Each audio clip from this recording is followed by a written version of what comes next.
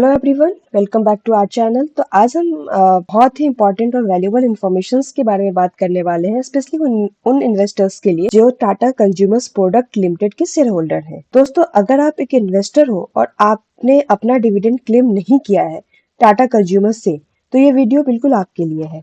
Company ने एक voluntary reminder भेजा है उन शेयर होल्डर्स को जिनके डिविडेंड 7 साल से अनक्लेम्ड पड़े हैं। मतलब अगर आपने डिविडेंड नहीं लिए तो ये अलर्ट जरूरी है आपको।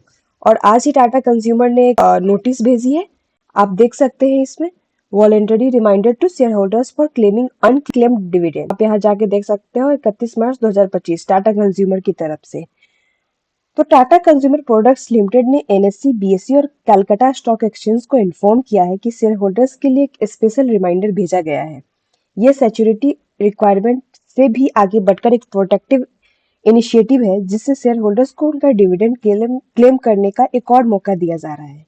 ये नोटिस आपको कंपनी की ऑफिशियल वेबसाइट लाइक www.tataconsumer.com पर भी मिल जाएगा। ठीक है, आप यहाँ देख सकते हैं, the above information is also being made available on the website of the company at www.tataconsumer.com। ठीक है दोस्तों, अगर आपने अपना डिविडेंड क्लेम नहीं किया है तो तुरंत चेक करें, अपने ब्रोकर या रजिस्टर से कांटेक्ट करें और अपनी इन्वेस्टमेंट का पूरा फायदा उठाएं। मिलेगा। मार्केट में इन्फॉर्म्ड इन्वेस्टर्स बनना जरूरी है, इसलिए मेरी हर वीडियो को लाइक, शेयर और सब्सक्राइब करना ना भूलना। अब दोस्तों, जब टाटा कंज्यूमर की बात मैंने कर ही ली है, तो मैं सोच रही हूँ कि मैं टाटा कंज्यूमर के बारे में थोड़ा सा आपको एक ओवरव्यू दे दूँ उन ऑडियंस के लिए जो टाटा कंज्यूमर के स्टॉक्स के बारे में नहीं जानते हैं और शायद उनको नहीं पता है कि ये कैसी कंपनी है। इसके जो मैंने स्टॉक एनालिसिस करी है, तो इसमें एनालिसिस के बिहाफ पे क्या डिसीजन ले सकते हैं, तो उन सब का इंटरप्रिटेशन मैं एक बार आपसे शेयर करना चाहती हूँ। तो यस दोस्तों, आज हम बात करने वाले हैं एक ऐसे एफएमसीजी जायंट की जो इंडिया के हर घर का हिस्सा है, टाटा कंज्यूमर प्रोडक्ट्स लिमिटेड। क्या आपको पता है कि ये सिर्फ एक चाय और नमक बेचने वाली कंपनी नहीं, बल्कि एक ग्लोबल एफएमसीजी लीडर है। इस वीडियो में हम बात करेंगे टाटा कंज्यूमर्स के ब्रांड्स, रेवेन्यू, एक्सपेंशन प्लान्स और फ्यूचर ग्रोथ स्ट्रेटजी के बारे में, ताकि आप इन्वेस्टमेंट और बिजनेस इंसाइट्स दोनों ले सकें। आप देख सकते हैं यहाँ पे कि consumer product is one of the leading companies of the Tata group. दोस्तों, Tata consumer products Tata group का एक लीडिंग एफएमसीजी ब्रांड है जो इंडिया और ग्लोबली अपनी प्रेजेंस एस्टेब्लिश कर चुका है। कहाँ कहाँ एस्टेब्लिश कर चुका है? तो ये बहुत सारे, it has presence in various other geographies like Canada, UK, North America, Australia, Europe, Middle East and Africa. Yes, company के कोर बिजनेसेस क्या क्या है? Tea and coffee, package foods, beverage.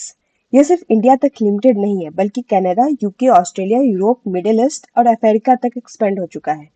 Tata consumer के लीडिंग ब्रांड्स क्या हैं? अब बात करते हैं टाटा कंज्यूमर के टॉप ब्रांड्स की जो मार्केट पे रूल कर रहे हैं। सबसे पहले आप देख सकते हैं यहाँ पे Tata salt, Tata T, Himalayan, तो यस, टेटले। सबसे पहले टाटा सॉल्ट। टाटा सॉल्ट क्या है? इंडिया का सबसे बड़ा salt brand. Tata tea India का second largest tea brand. Tetley Canada का नंबर 1 और यूके का third largest tea brand. Himalayan India का number 1 natural mineral water brand. Two clock USA का fourth largest R and G coffee brand. Tata Sampann pulses, spices and dry fruits का national brand. और दोस्तों, Tata consumer India के top 10 FMCG companies में शामिल है। Tata consumer की रिसेंट मार्केट ट्रेंड्स की अगर बात करें हम, तो दोस्तों क्वार्टर सेकंड फाइनेंशियल ईयर 2024 की अगर हम बात करते हैं, तो टाटा कंज्यूमर के टी और सॉल्ट सेगमेंट का मार्केट शेयर थोड़ा डिक्रीज हुआ है, पर ओवरऑल कंपनी एफएमसीजी सेक्टर में एग्रेसिवली ग्रो कर रही है। सेल्स और डिस्ट्रीब्यूशन स्ट्रेटजी की भी बात कर ही लेते हैं। टाटा कंज्यूमर इंडिया भर में अपनी पहुंच बढ़ाने के लिए रूरल मतलब रूरल और प्लस अर्बन स्ट्रेटजी फॉलो कर रहा है। मतलब 3.8 मिलियन आउटलेट्स तक पहुंच चुकी है ये कंपनी सितंबर 2023 तक। फाइनेंशियल ईयर 2024 की अगर बात करें तो फाइनेंशियल 2024 में 1000 नए डिस्ट्रीब्यूटर्स ऐड किए। अब इंडिया के हर 50,000 प्लस पॉपुलेशन वाले टाउन्स में एक डायरेक्ट डिस्ट्रीब्यूटर है इस कंपनी का। हम रेवेन्यू बाइफर्केशन कर लेते हैं एंड बिजनेस सेगमेंट्स को भी देख लेते हैं। दोस्तों, टाटा कंज्यूमर के रेवेन्यू का मेजर पोर्शन किस बिजनेस से आता है? तो यस, अगर 2000 फाइनेंशियल ईयर 2024 के रेवेन्यू मिक्स की बात करें तो इंडिया बेवरेज 37% इंडिया बेवरेज से आता है।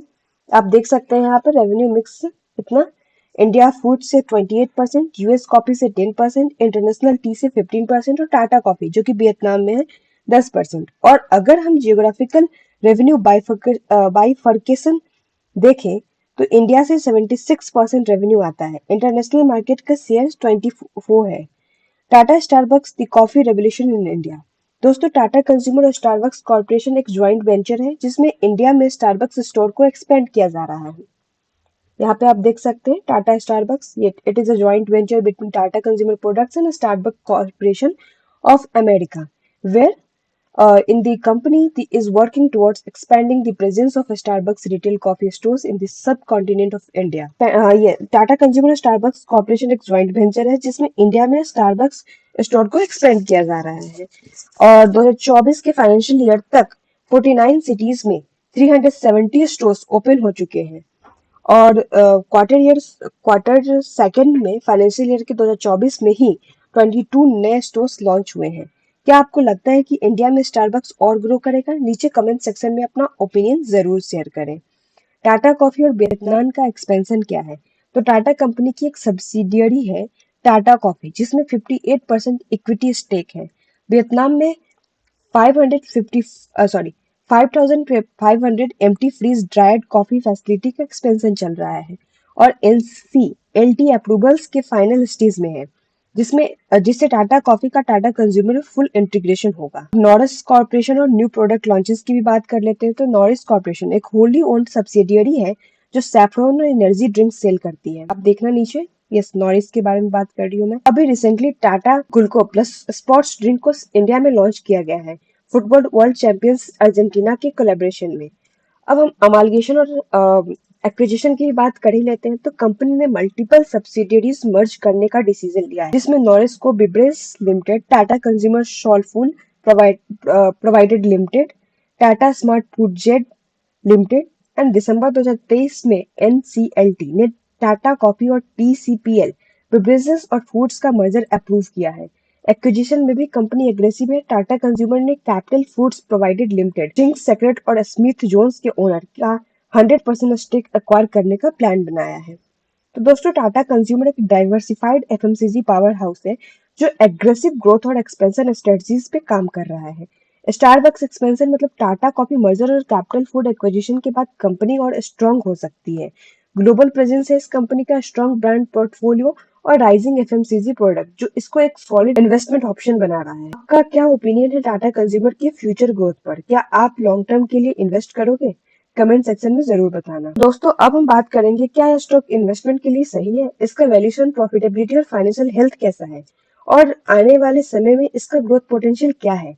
अगर आप एक सीरियस इन्वेस्टर हो या फिर टाटा कंज्यूमर के शेयर्स होल्ड करते हो तो आप अंत तक जरूर देखना इस वीडियो को। टाटा कंज्यूमर स्टॉक की डेटा, तो यस, मार्केट कैपिटलाइजेशन इस कंपनी का क्या है। अब मार्केट कैपिटलाइजेशन की बात कर लो तो इस कंपनी का मार्केट कैपिटलाइजेशन 99,137 करोड़ जो कि लार्ज कैप एफएमसीजी स्टॉक है। करंट प्राइस इसकी चल रही है 1,002 रुपए और 52 मतलब एक साल में सबसे हाईएस्ट रुपी जो इसका गया है वो 1,247 रुपए गया है और एक साल में सबसे लोएस्ट पॉइंट पे ये गया है 883। अगर हम वैल्यूएशन मैट्रिक्स की बात करें तो ओवर प्राइस है, फेयर वैल्यू है, इसका भी इंटरप्रिटेशन हम पता ही देते हैं आपको। तो स्टॉक पी रेशियो जो कि 75.6, तो इंडस्ट्री का पी रेशियो 31.4 है, स्टॉक की पी रेशियो 75.6 है। कहीं ना कहीं आप देख सकते हैं काफी ओवर वैल्यूड है। प्राइस टू बुक वैल्यू 5.19 जबकि इंडस्ट्री का 1.11। PG ratio 2.80, over valued signal यहाँ से भी मिल रहा है। तो अगर इसका एनालिसिस करें जो तीनों वैल्यूएशन रेशियो हमने लिए हैं, stock P, price to book value और PG, price to growth ratio, Tata consumer का पी रेशियो इंडस्ट्री एवरेज से ज्यादा है जो बताता है कि ये स्टॉकली हाईली वैल्यूड है। और अगर हम पीईजी रेशियो को देखें तो 2.80 का वैल्यू सजेस्ट करता है कि ग्रोथ के मुकाबले ये कंपनी बहुत महंगा है।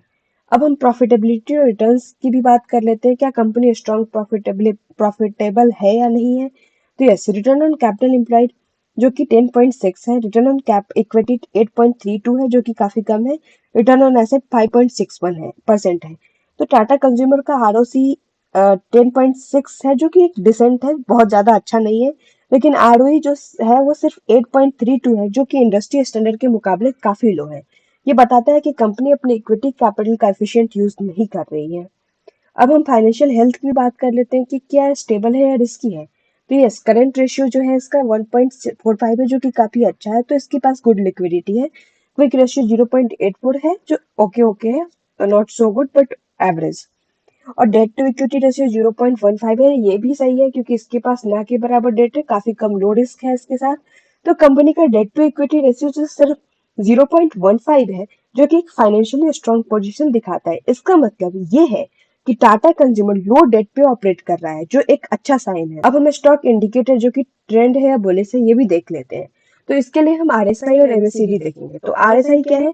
रिलेटिव स्ट्रेंथ इंडेक्स, एक टेक्निकल इंडिकेटर है। तो ये 61.9 मतलब न्यूट्रल टू बुलिश ट्रेंड इसमें दिखा रहा है कि ये क्योंकि आरएसआई का एक पैरामीटर होता है 30 to 70। 30 मतलब ओवर सोल्ड हो चुका है और इसमें बाइंग प्रेशर आएंगे, मतलब बाइंग अपॉर्चुनिटी है। और अगर आरएसआई किसी स्टॉक का 70 और अप्रॉक्स 70 है, तो इसमें सेलिंग प्रेशर बढ़ सकता है क्योंकि इसमें ओवर बॉट हो चुका है। ठीक है, तो इसमें सेलिंग प्रेशर बढ़ सकता है। तो आप यहाँ पे देख रहे हैं 61.9 जो कि 70 के करीब है, तो ये न्यूट्रल टू बुलिश ट्रेंड है। एमएसीडी सिग्नल अगर देखें तो -7.6 है, जो कि बियरिश सिग्नल है, नेगेटिव है। अब एनालिसिस की बात करते हैं तो 61.9 पर है, जो दिखाता है कि स्टॉक ओवरबॉट जोन के करीब है। तो ये बाइंग अपॉर्चुनिटी बिल्कुल नहीं है, इसमें सेलिंग प्रेशर बढ़ सकता है। एमएसीडी सिग्नल 7.68 है, जो कि बियरिश ट्रेंड इंडिकेट करता है। क्या है, टाटा कंज्यूमर स्टॉक बाय करना चाहिए? अब आपके दिमाग में ये बात आ रही होगी। तो यस, पॉजिटिव्स है कुछ चीजें, जैसे कि strong FMCG brand portfolio, low debt, stable financials, high market leadership in tea and coffee and foods. Concern की बात ये है कि स्टॉक ओवर वैल्यूड है, मतलब high P, high PBB, PG is 2.80, it is also high. ROE और ROA भी low है, जो कि प्रॉफिटेबिलिटी को इम्प्रूव करने की जरूरत है इस कंपनी को। टेक्निकल इंडिकेटर में एमएसीडी नेगेटिव सिग्नल दे रहा है, तो इससे ये भी पता चलता है कि उसमें बियरिश सिग्नल है अभी। तो लॉन्ग टर्म इन्वेस्टर्स के लिए एक स्ट्रॉन्ग एफएमसीजी प्ले हो सकता है। I am not that much sure, but short term traders के लिए वैल्यूएशन और एमएसीडी सिग्नल रिस्की हो सकता है। तो इसलिए शॉर्ट टर्म ट्रेडर बिल्कुल इस कंपनी को ना, अगर आप नए एंट्री लेना चाहते हो तो 900 to 950 के लेवल पे वेट करो, इसका मतलब डिप पे जाए तभी लो। तो गाइस, मैंने तो अपना ओपिनियन दे दिया। क्या आपका ओपिनियन क्या है इस कंपनी के बारे में, टाटा कंज्यूमर स्टॉक के बारे में? क्या आपका ओपिनियन है, आप जरूर बताएं। क्या आप इन्वेस्ट करेंगे या वेट करेंगे? कमेंट सेक्शन में जरूर बताएं। ठीक है, अगर ये वीडियो इन्फॉर्मेटिव लगा तो लाइक करें, शेयर करें और चैनल को सब्सक्राइब करना ना भूलें। मिलेंगे नेक्स्ट वीडियो में एक नए स्टॉक एनालिसिस के साथ। तब तक के लिए bye bye, take care guys.